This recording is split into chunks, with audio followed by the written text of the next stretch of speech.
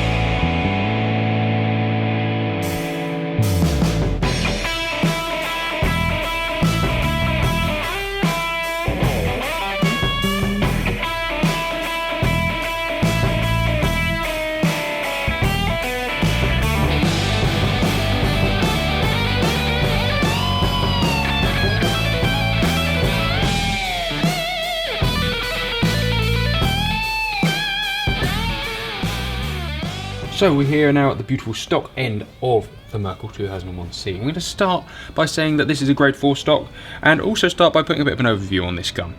Firstly, anybody who is expecting something traditional, Italianate sporter like we're shooting for the most part nowadays, very popular fashion-wise, don't. This is something that's completely different to anything that you'll find anywhere else, which I suppose is good, but it's also bad. It's also a bit of a juxtaposition of guns. So there's some things on here that you do make you think, really? But let's look at those. So we'll start with the butt pad. As we have a plastic heel plate that's hand fitted. You have these beautiful hand cut colour case hardened screws that are put into this, to be honest, really cheap butt pad, and then have had the lumps on the back ground down really roughly. First juxtaposition of the gun, stunning handmade screws, really average job of pad customization, if you like. Anyway, moving on, we have the beautiful oil finish grade 4 stock, hand checkered on this Prince of Wales round knob style grip. Really very, very nice. You have quite an English finish to the nose of the comb here, and yet it does sort of splay out quite wide at the back. There's something strange about that line, but that's not too bad. My first issue with this gun, although it is stunning, like it really is stunning, is the fact that this stock is extremely low. In terms of drop, you've got 1.5 and just over 2.5 of drop. Sorry, actually it's 1.5 and a true 2.5 of drop on this one, but it's only a 14.5 inch stock, so it's very short with a lot of drop. Nice versatile game gun, however with the way the market's going, it's a very bold, very old-fashioned by English standards or by our shooting standards choice. However, this is a real common stock spec in Germany, so I shouldn't say anything. Obviously the wood to metal fit is exquisite, as you'd expect, really very nice, as it is all hand built. The safety is non-selectable on the top, but instead you have a selector that just lies there under the trigger. The trigger is fully adjustable and is a beautiful thin ambidextrous blade. Although this stock has a significant amount of right hand cast, left hand versions are available, and it would appear that it's just the stock that is indeed specifically right hand. Everything on this gun is hand engraved, and that also leads into the top lever. The top lever is quite short and stubby, so it does take a little bit of a punch to get going when they're new. It's locked in place by 2 pins all attached to this top unit here that lock it in, and that's all turning around a full length hinge pin here. This action is the colour hardened action, however other finishes are available.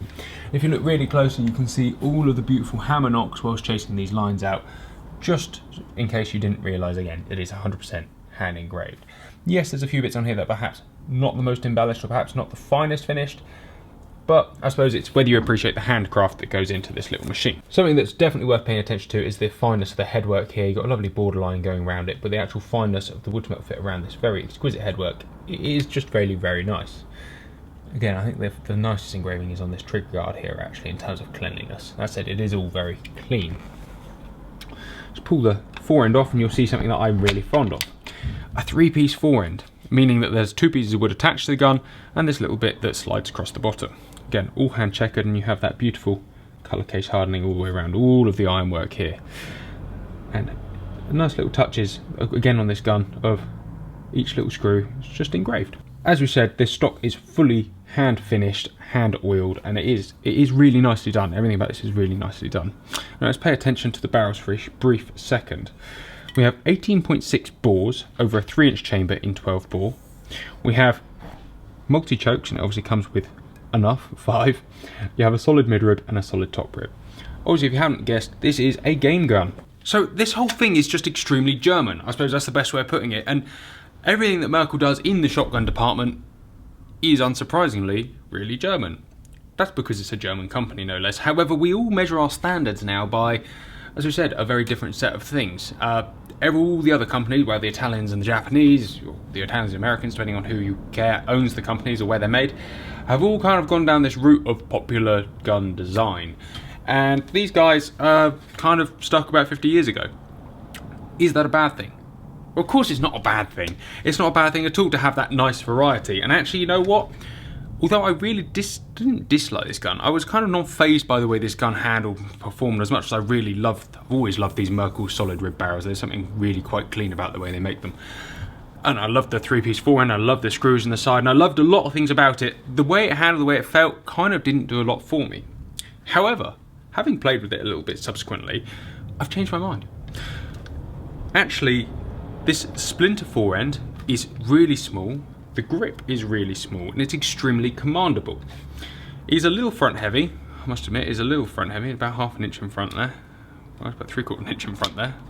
It is rather front heavy, but that's because there's no meat in the stock. If you'd put an inch Packmar on here and a little bit of weight in there, actually this gun would come up to being about £7.10, which wouldn't be too heavy and would still be a really nice game gun. You know, the way it handles, even as it is, because there's no weight there, and what weight there is literally sits in this gigantic monoblock here and this gigantic action here. All the weight sits just there, so it's actually still between the hand, although it is slightly in front of the hinge pin.